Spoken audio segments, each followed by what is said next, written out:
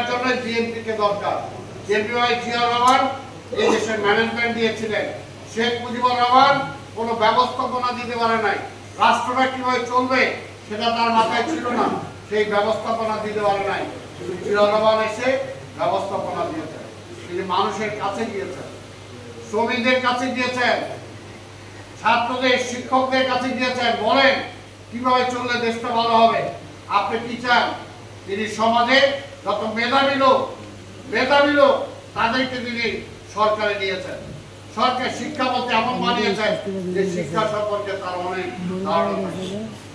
Industry minister এমন বানিয়েছেন যার সম্পর্কে তার ধারণা থাকবে। অর্থমন্ত্রী এমন বানিয়েছেন যে সে তাকে সহযোগিতা করতে পারে।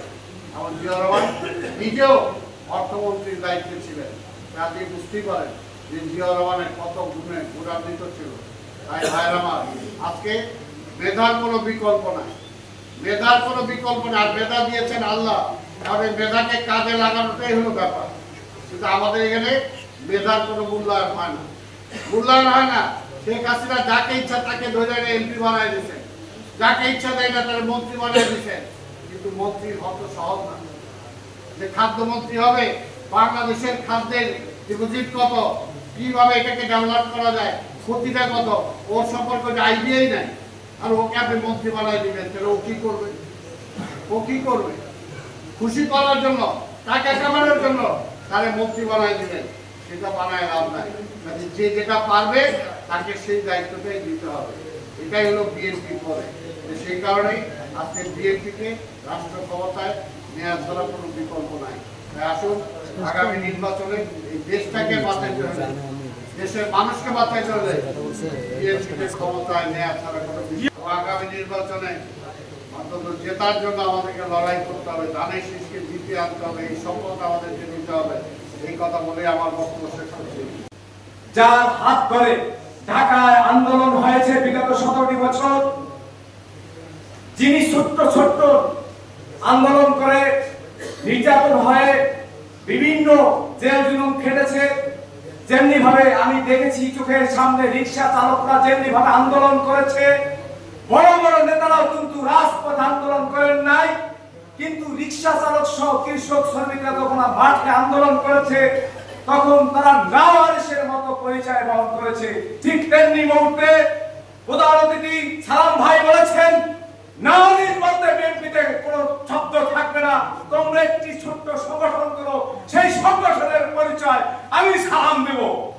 ঠিক তেমনি মুহূর্তে রিক্সা চালক যে আন্দোলন করেছে ঢাকাতে, সেই প্রথম পরিচয় দিয়েছে সালাম ভাই।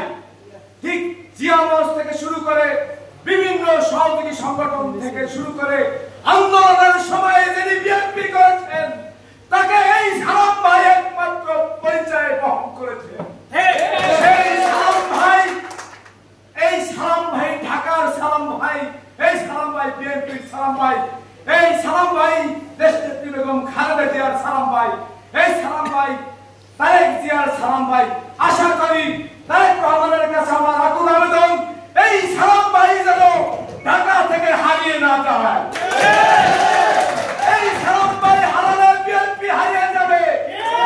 এই সালাম ভাইয়ের মতো ত্যাগী নির্যাতিত নিপীড়িত নেতারা, কাজী রফিকের মতো, ডক্টর মনিরের মতো, আব্দুর রহিমের মতো নেতারা হারিয়ে গেলে বিএনপি হারিয়ে যাবে। ঢাকা ক্যান্টনমেন্টে খালেদ মোশাররফের নেতৃত্বে খুব পাল্টা হয়েছিল। তারই অংশ হিসেবে মেজর জিয়া রহমানকে, জেনারেল জিয়া রহমানকে তখন গৃহবন্দী করা হয়েছিল ক্যান্টনমেন্টের ভিতরে। সেই গৃহবন্দী থেকে, সেই বন্দী দশা থেকে মুক্ত করেছিল এদেশের সাধারণ মানুষ এবং ক্যান্টনমেন্টের সাধারণ সিপাহীরা। সাধারণ সিপাহী এবং জনগণের যৌথ উদ্যোগে সেদিন এক বিপ্লব ঘটে, যে বিপ্লব রুখে দিয়েছিল বাংলাদেশের স্বাধীনতা হরণকারীদের বিরুদ্ধে, যে বিপ্লব রুখে দিয়েছিল এদেশের সার্বভৌমত্ব এবং স্বাধীনতাকে নস্যাৎকারী ষড়যন্ত্রকারীদের। সেই বিপ্লবের যদি আগমন ঘটে শহীদ প্রেসিডেন্ট জিয়াউর রহমানের।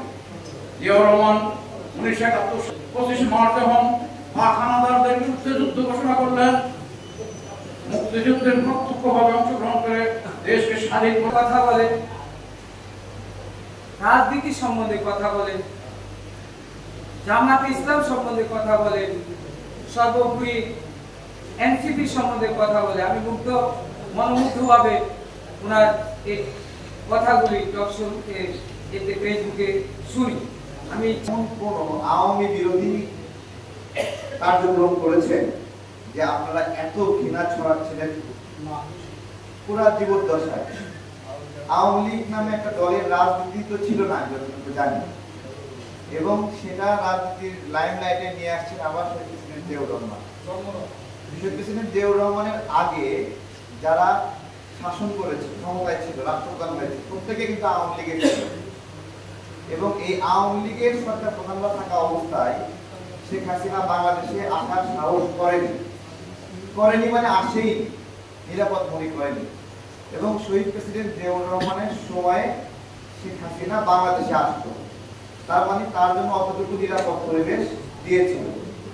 তাহলে আমার প্রশ্ন, আমি কৌতূহল নিয়ে জিজ্ঞাসা করি যে এতটুকু স্পেস দেওয়ার পরে, পুনর্জন্মের সুযোগ দেওয়ার পরেও তারা এত ঘৃণা এবং ক্ষোভ কেন দেখায়? এটা বাংলাদেশ জাতীয়তাবাদী বিপ্লবী দল ৯তম প্রতিষ্ঠাতা বার্ষিক কর্তৃক আয়োজিত। পেশিবাদ শেখ হাসিনা গিয়েছে, কিন্তু নতুন করে আপনি পেশিবাদ উৎপাদ হয়েছে বাংলাদেশে। তার নাম হলো ইসলামী মুনাফেক দল। এই ইসলামী মুনাফেক থেকে জাতিকে সাবধান হতে হবে। এই বিপ্লবী দলের দিকে আদর্শ বলতে হবে, জওয়ানের যে আদর্শ সেটা ইসলামী আদর্শ। সেই ইসলামী আদর্শ হলো দেশপ্রেম এবং ইসলামী আদর্শ। কিন্তু বর্তমান যে মুনাফেকরা, বর্তমান যারা নতুন পেশিবাদ তৈরি হতে চেষ্টা করতেছে, পুরানো পেশিবাদকে ফিরিয়ে আনার চেষ্টা করতেছে, সেই মুনাফেক থেকে সাবধান হতে আমাদেরকে। বুঝতে হবে কারা, যারা পূজা রোজাকে এক জায়গায় নেয়, যারা মোহাম্মদ সাল্লাল্লাহু আলাইহি ওয়াসাল্লাম, ঈসা, মুসা এবং অন্য ধর্মের গুরুদেরকে এক জায়গায় আনে, এদের কাছ থেকে জাতিকে সাবধান হতে হবে। এই ধর্ম ব্যবসায়ীদের কাছে জাতিকে সাবধান হতে হবে। কিন্তু এই ধর্ম যারা নাম বেছে বারবার জাতিকে ধোঁকা দিচ্ছে, যারা ইসলামের নাম বেছে জাতির সাথে বিশ্বাসঘাতকতা করছে, তাদের কাছে সাবধান হতে হবে। এরা অরিজিনাল মুসলিম নয়, এরা মদিনার মুসলমান নয়, এরা মদিনার মুসলমান। অর্থাৎ যত এরা বলো এরা নামাজ পড়ে, রোজা থাকে, কিন্তু তাদের মুখের ভিতরে ওই আকাশে পিয়ার চলে। এই পিয়ার পিয়ার দিয়ে ছিলেছে, কিন্তু পিয়ার শেষ হয়েছে। এখন আমার কাছে উপপ্রধানমন্ত্রী আমার লাগবে। আর ভাই, আপনার উপপ্রধানমন্ত্রী আপনি জনগণকে চাইলে আপনি হইবেন। আপনি কেন সরকার ভাষা উপমন্ত্রী আমরা লাগবো? আপনি বিরোধী দলের এই জায়গায় সুযোগটা পাইলেন, আপনার ভিতরে বানাবে নাকি? আগে জনগণের কাছে যান, জনগণ ভোট দিলে হবে এসে আগে চিন্তা করেন আপনি বিরোধী দলের সরকার দলের। ভাই, আপনার কোনটা আগে চিন্তা করেন। আমি বসে একটা টক বলছিলাম যে ভাই, আপনি কি গণতন্ত্রমুখী দল না ইসলামী দল? কোনটা? ইসলাম আর গণতন্ত্র দুটো একসাথে চলে না। আমরা বাংলাদেশ জাতীয়তাবাদী দলের আদর্শ যারা আছি, এরা গণতন্ত্রমুখী দল। আর যারা ইসলামকে বাসে, ইসলামের দোয়াইটা পড়ছায়, তারা আবার গণতন্ত্রকে বিশ্বাস করে কিভাবে? বুঝতে হবে এরা মুনাফেক। এরা অন্তর একটা, ভিতরে বোকা একটা।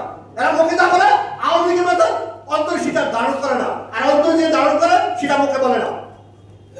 আমি আবারও সাবধান করে দিতে চাই, আওয়ামী লীগ পেশিবাদকে যারা নতুন করে আবারও দেশে আনার চেষ্টা করছেন, বাংলাদেশের কি বিশৃঙ্খলার চেষ্টা করছেন, তাদের কাছে জাতিকে সাবধান হতে হবে।